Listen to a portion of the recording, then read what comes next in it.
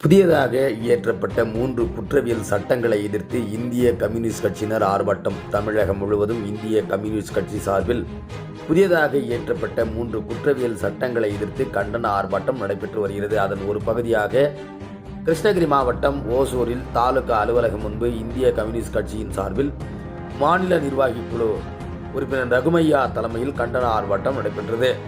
இந்த கண்டன ஆர்ப்பாட்டத்தில் புதிய குற்றவியல் சட்டங்களை கண்டித்தும் அதனை திரும்ப பெற வலியுறுத்தியும் கண்டன கோஷங்கள் எழுப்பப்பட்டன. அப்போது ஆர்ப்பாட்டத்தில் கலந்து கொண்டவர்கள் 3 சட்ட நகல்களை தீயிலிட்டு எரித்தனர்.